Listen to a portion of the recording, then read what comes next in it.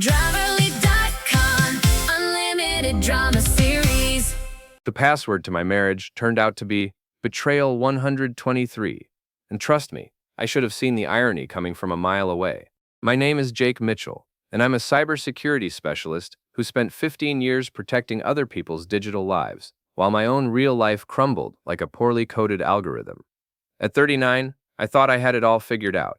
Nice house in Bellevue, Washington, a 12-year-old daughter named Emma who still thought I hung the moon, and a wife who ran a successful wellness influencer business from our converted garage studio.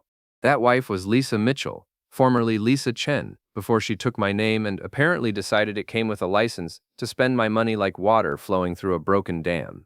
The first red flag should have been when she started calling her business trips spiritual journeys.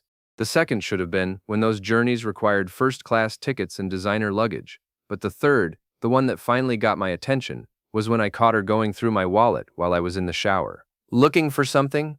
I asked, stepping out of the bathroom with a towel around my waist, water still dripping from my hair. Lisa jumped like she'd been electrocuted, my leather wallet tumbling from her hands onto our hardwood bedroom floor. "Oh, Jake, you scared me. I was just looking for cash for Emma's lunch money." I picked up my wallet, checking the contents. Everything was there: credit cards, driver's license, the usual suspects. But something felt off. "Since when do you need cash for lunch money? The school has that prepaid system." "Right, well," she tucked a strand of her highlighted blonde hair behind her ear, a nervous habit I'd noticed more frequently lately. I thought maybe she wanted to buy something from the vending machine. At 7 in the morning, you know how kids are. I knew how kids were. I also knew how lying wives were. And Lisa was exhibiting all the classic signs: avoiding eye contact, fidgeting with her jewelry, over-explaining simple situations. As someone who spent his days identifying security breaches and suspicious behavior patterns, I was professionally insulted by how amateur her deception was. But I played along. "Sure, honey, makes perfect sense." That afternoon, while Lisa was at her meditation workshop, which, according to her Instagram stories, looks suspiciously like a wine bar, I set up what I called the bait card. It was a simple trap, really. I opened a new credit account, loaded it with $50,000 from our emergency fund, and left it strategically placed in my wallet, where curious fingers might find it.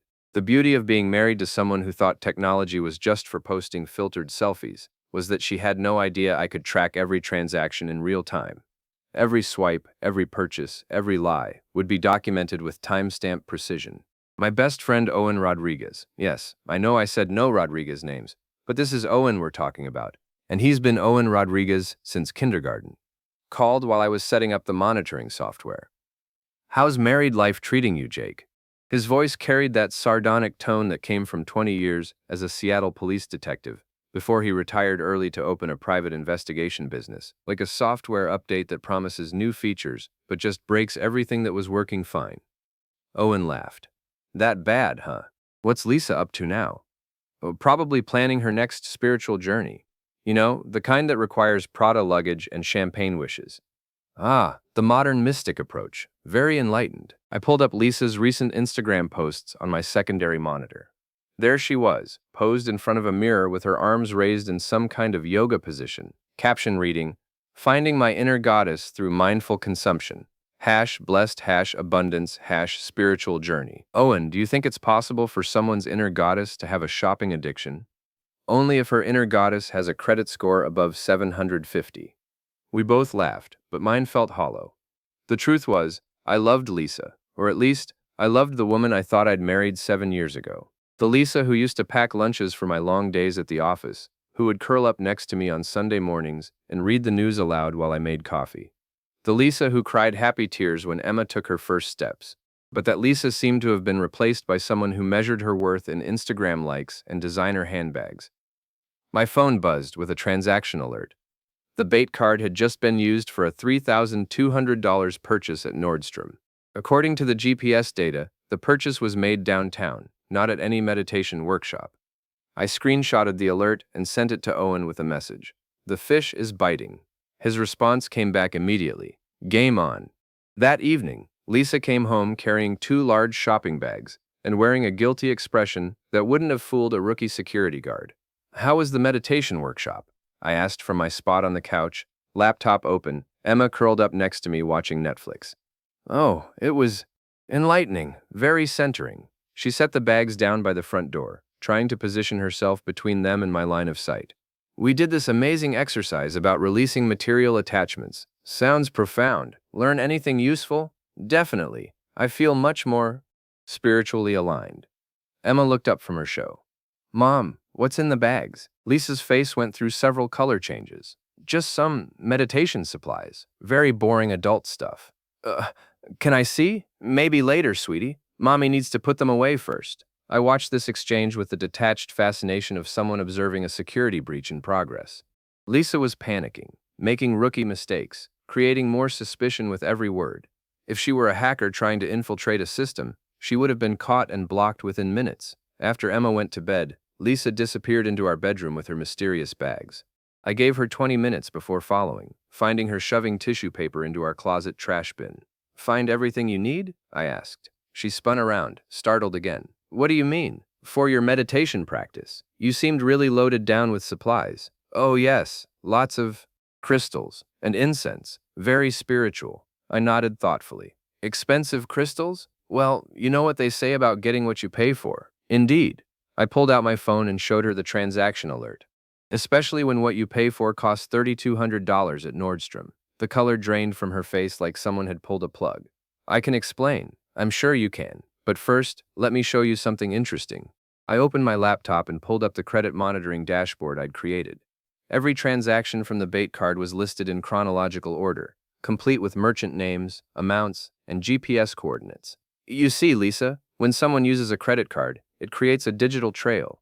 And when that someone is married to a cybersecurity expert, that trail becomes very easy to follow. She sat down heavily on our bed, her face cycling through emotions like a slot machine. Anger, fear, defiance, and finally resignation. It's not what you think. Really? Because what I think is that you've been lying to me about where you go, what you do, and how you spend our money.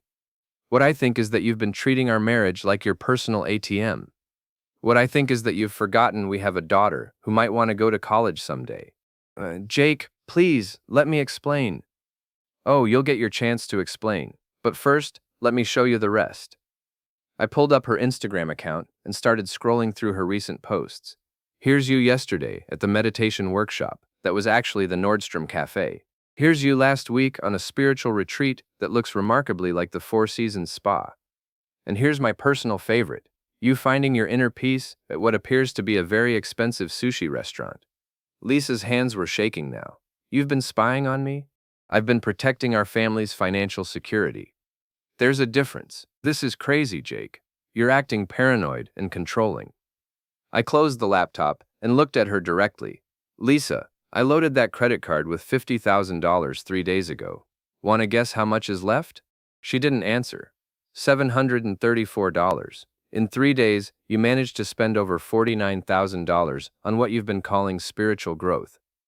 I was going to pay it back. With what money? Your meditation workshops? Your spiritual consulting fees? Or were you planning to find more cards in my wallet?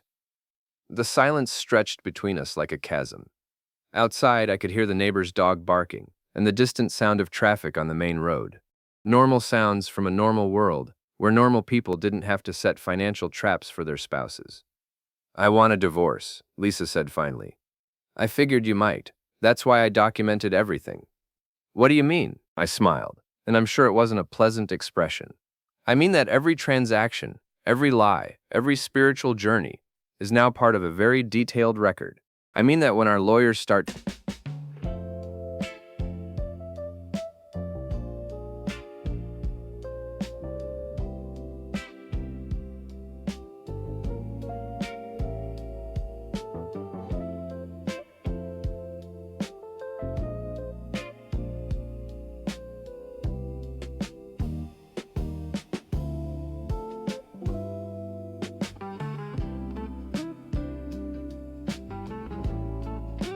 talking about asset division and custody arrangements, they're going to have a very clear picture of how you've been handling our family's resources.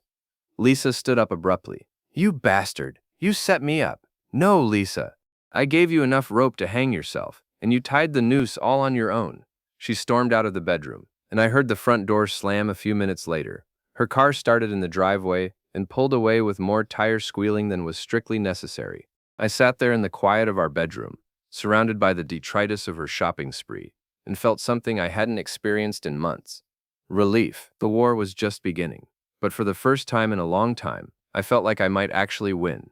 Lisa didn't come home that night, which gave me time to dig deeper into the digital breadcrumbs she'd been leaving across the internet.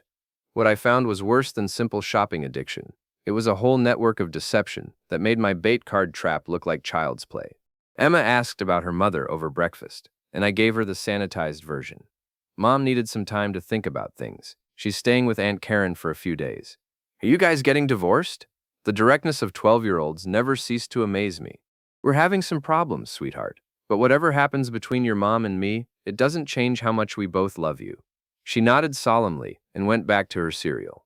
Kids are remarkably resilient, but they're also remarkably perceptive. Emma had probably sensed the tension in our house for months. After dropping her at school, I called in sick to work and spent the morning doing what I do best, following digital trails. Lisa's Instagram account was just the tip of the iceberg. She had accounts on TikTok, YouTube, Pinterest, and something called Spiritual Influencer Hub that I'd never heard of, but apparently had over 10,000 members. Her content was a masterpiece of manufactured authenticity, perfectly staged photos of meditation corners in our house that she'd never actually used for meditation, videos of her discussing abundance mindset while wearing jewelry that cost more than most people's cars, posts about releasing attachment to material things that were literally advertisements for luxury products. But the real goldmine was her private Facebook group called Lisa's Spiritual Warriors. It had about 300 members, mostly women in their 30s and 40s, who seemed to treat Lisa like some kind of guru. The posts in this group told a very different story than her public content. Ladies, I need your advice, read a post from 2 weeks ago. My husband is being really controlling about money lately. He keeps asking questions about my spiritual investments and doesn't understand that abundance requires circulation of energy, aka spending. How do you deal with unsupportive partners? The responses were a mix of sympathy and terrible advice. Girl, you need to protect your spiritual journey. Can you get your own credit cards? My ex used to do the same thing. That's why he's my ex. You deserve better. Have you considered that his negative energy might be blocking your abundance flow? Sometimes we have to cut toxic people out of our lives, even family. You should totally come to Miami with us next month. A change of scenery might help you gain clarity about your relationship. Miami.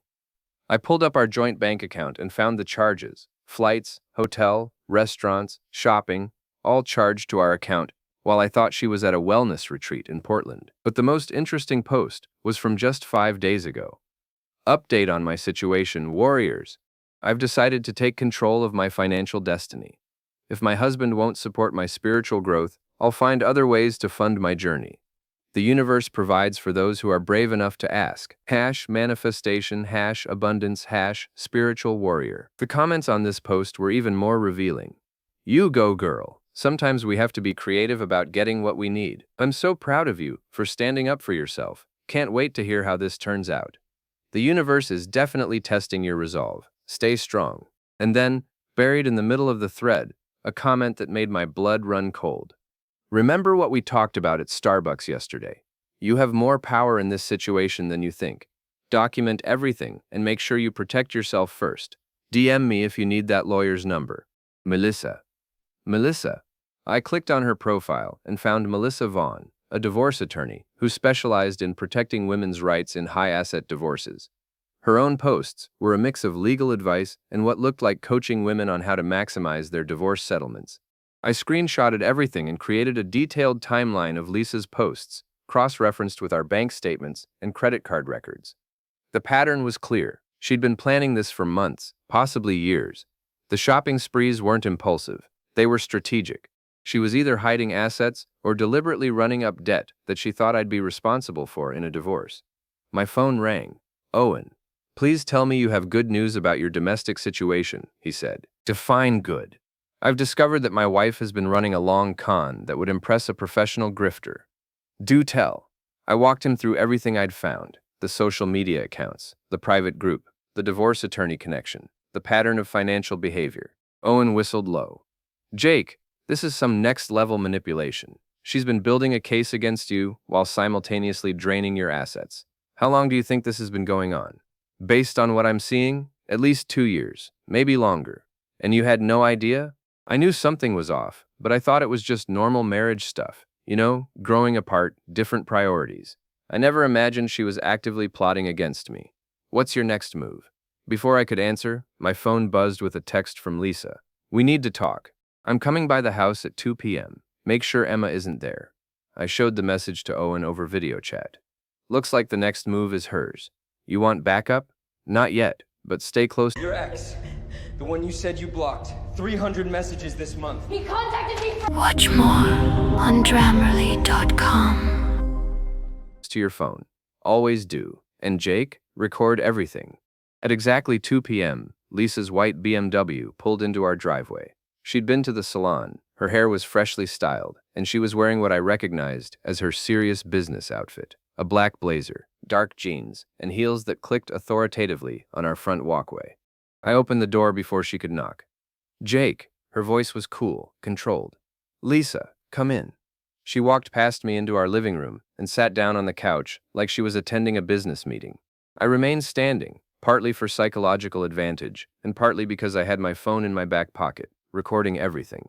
I think we can handle this situation like adults, she began.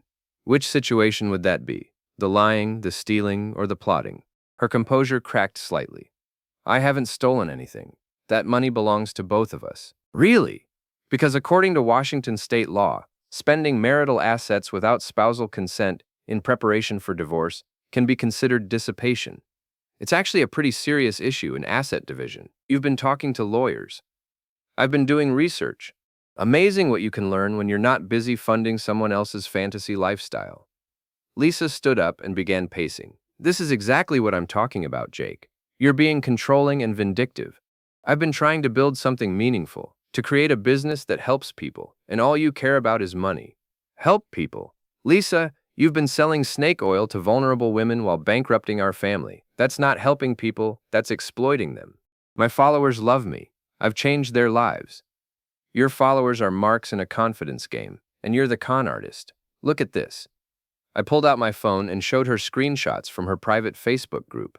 You've been coaching women to hide assets from their husbands, to run up debt, to treat divorce like a business opportunity. Is that the spiritual guidance you're so proud of? Her face went white. You hacked into my private accounts? I didn't hack anything. Your privacy settings are about as secure as a screen door. Anyone could see this stuff. That's illegal. You can't use that in court. Actually, I can.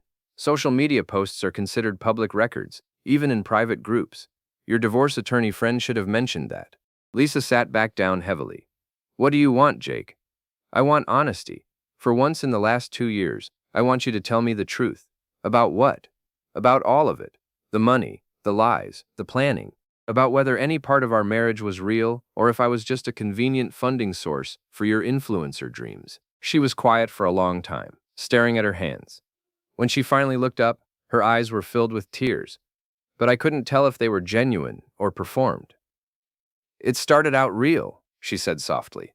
When we got married, when Emma was born, I loved you. I loved our life. What changed? I felt invisible, Jake. You were always working, always focused on your computers and your security protocols. I was just the wife who packed your lunch and picked up your dry cleaning. So you decided to become an internet celebrity? I decided to become someone who mattered. Someone who had her own identity, her own success. And the money? The business needed investment. I couldn't ask you because you would have said no. Because it's not a business, Lisa. It's a pyramid scheme with yoga poses. You don't understand. I understand perfectly. You found a way to make money by selling false hope to desperate people. And you funded it by stealing from our family. I wasn't stealing. I was investing in our future. Our future, or your exit strategy. She didn't answer, which was answer enough. I sat down across from her. Here's what's going to happen, Lisa. You're going to shut down your social media accounts. You're going to return everything you can return and sell everything you can't. You're going to get a real job and start paying back what you've spent. And if I don't, then I release everything I've found to your followers, your business partners, and anyone else who might be interested in knowing how their spiritual guru really operates. You wouldn't. Try me. She stood up abruptly. I need time to think about this. You have 24 hours. That's not enough time. It's more time than you gave me when you were emptying our accounts. Lisa walked to the door, then turned back. You know, Jake, I used to think you were just boring. Now I realize you're actually cruel. I'm not cruel, Lisa. I'm just done being stupid. After she left, I sat in my living room and tried to process what had just happened. 7 years of marriage, reduced to a negotiation between adversaries, a daughter who would grow up in a broken home, a future that looked nothing like what I'd planned. But for the first time in months, I felt like I was in control of my own life.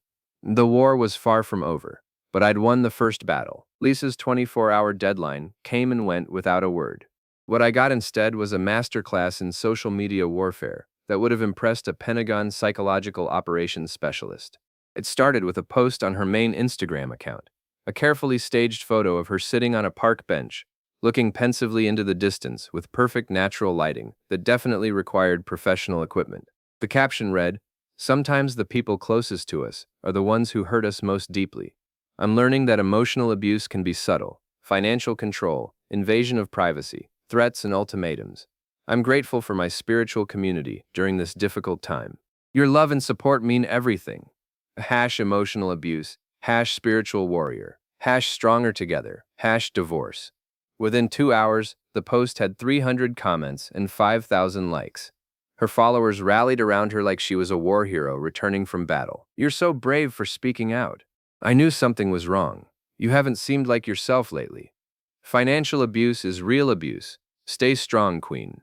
Do you need money? I can send you some cash through Venmo." That last comment made me laugh out loud. Lisa's followers were literally offering to fund her divorce from me. But the Instagram post was just the opening salvo. By evening, she'd posted a 20-minute YouTube video titled, "My Truth: Surviving Financial and Emotional Abuse." It was a masterpiece of manipulation, carefully edited, with soft lighting and gentle background music. Lisa speaking directly to the camera with just the right amount of vulnerability and strength. "I want to share something very personal with you all," she began, her voice slightly shaky. "For the past several years, I've been living in what I now recognize as an emotionally abusive relationship." I watched the entire video with the same horrified fascination people have for car accidents. She painted me as a controlling monster who monitored her every move, restricted her access to money, and threatened her when she tried to assert her independence. The comments section was a chorus of support and outrage. "I'm literally crying watching this. You're so brave. Your husband sounds like a narcissist. Get out now. This is why women need their own money. Never depend on a man. I hope you take him for everything in the divorce. You deserve better." My phone started ringing around 9 p.m. "Owen, please tell me you've seen your wife's social media activity today." "Unfortunately, yes. She's turned our marriage into a Netflix documentary, and I'm the villain." "Jake, this is bad. She's controlling the narrative, and she's got thousands of people believing her version of events." "I know. The question is, what do I do about it?" "You could post your own response, show the evidence you've collected, and look like exactly the kind of controlling, vindictive husband she's describing." "No thanks." "Then what?" I let her dig her own grave. The next morning brought more fallout. Emma came downstairs for breakfast with red eyes and a confused expression. "Dad, some kids at school were talking about Mom's video. They said you're mean to her." I knelt down to her level. "Emma, what's happening between your mom and me is complicated adult stuff. But I want you to know that I love you more than anything in the world, and I would never do anything to hurt you or your mom." "But she said you were controlling her money." "Your mom and I have different ideas about how to handle our family's finances. Sometimes grown-ups disagree about important things. Are you going to get divorced?" "Probably, sweetheart. But that doesn't change how much we both love you." She hugged me tightly, and I felt like the worst father in the world. Not because of anything I'd done, but because I couldn't protect her from this mess. The real surprise came that afternoon.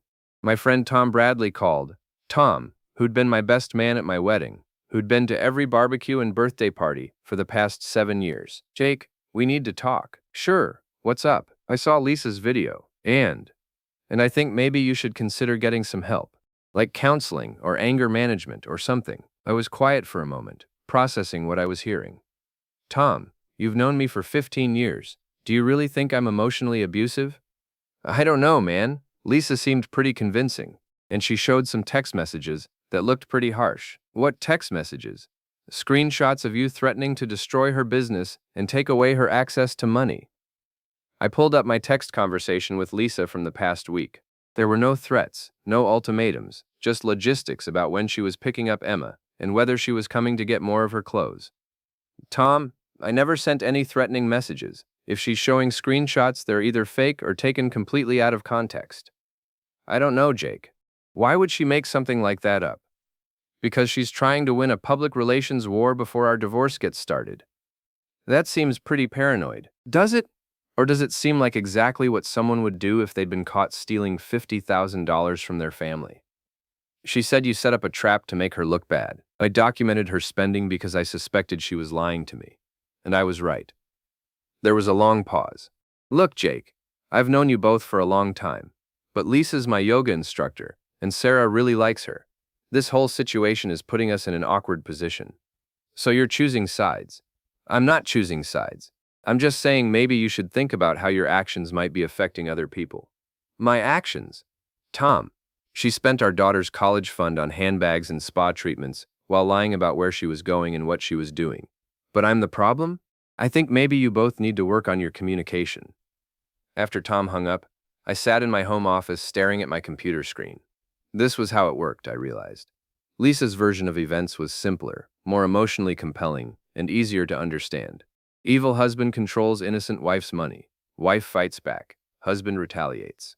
My version required understanding financial records, social media manipulation, and the difference between accountability and abuse. It was complicated and nuanced and made people think harder than they wanted to. Lisa was winning because she was telling a better story. My phone buzzed with a text from my neighbor, Janet Morrison. Jake, I hope you're getting help. What Lisa shared was very brave. We're all supporting her through this difficult time. Then another from my brother-in-law, Mike. Dude, what the hell is wrong with you? Lisa called Karen crying about how you're trying to destroy her business. You need to back off. And another from my colleague at work. Hey man, saw your wife's video. If you need someone to talk to, I'm here. Sometimes we don't realize how our behavior affects others. By evening, I'd received dozens of messages from friends, family members, neighbors, and coworkers. All of them had seen Lisa's video. All of them believed her version of events, and all of them thought I was either an abuser who needed help or a monster who needed to be stopped. Emma came home from school upset because her friend's parents had been talking about the video at pickup. She'd overheard one mother say that maybe Emma shouldn't come to their house for sleepovers anymore until the situation was resolved. Dad, what's going to happen to me? She asked. Nothing bad is going to happen to you, sweetheart. This is between your mom and me. But what if people think I'm bad because of what you did? I didn't do anything wrong, Emma. Sometimes adults make mistakes, and sometimes they tell stories that aren't completely true. But none of that has anything to do with you. Then why is everyone acting weird around me? I didn't have a good answer for that. That night, after Emma was asleep, I called Owen. She's good, I said without preamble. Lisa? She's turned me into a pariah in my own community without presenting a single piece of actual evidence. She's isolated me from my friends, damaged my reputation at work, and made my daughter a social outcast. And she did it all in less than 48 hours. So what's your play? I'm going to give her exactly what she wants. Which is a war. Jake, be careful. She's already winning the public opinion battle.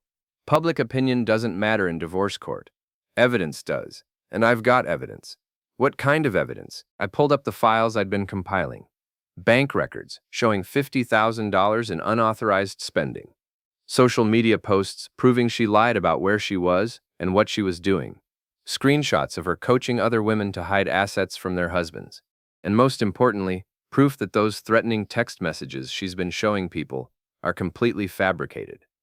How can you prove they're fake? Because I'm a cybersecurity expert, Owen. I know how to trace digital communications. Those screenshots she's sharing don't match the metadata from my actual phone records. That's good. What else? I'm going to let her keep talking. Every post, every video, every interview she gives is more evidence of her manipulative behavior. She thinks she's building support, but she's actually building my case. And in the meantime, In the meantime, I document everything, protect my daughter, and wait for Lisa to make a mistake. What kind of mistake? The kind that happens when someone gets overconfident. Lisa's winning right now, and winning makes people sloppy. You sound different, Jake, harder. I'm learning that sometimes you have to fight fire with fire. Just don't become the monster she's painting you as. Too late for that, Owen. According to half the people I know, I already am the monster. And the other half? The other half will figure out the truth eventually. And when they do, Lisa's going to wish she'd taken my 24-hour offer. After I hung up, I sat in my dark office looking out at the street where I'd lived for 7 years.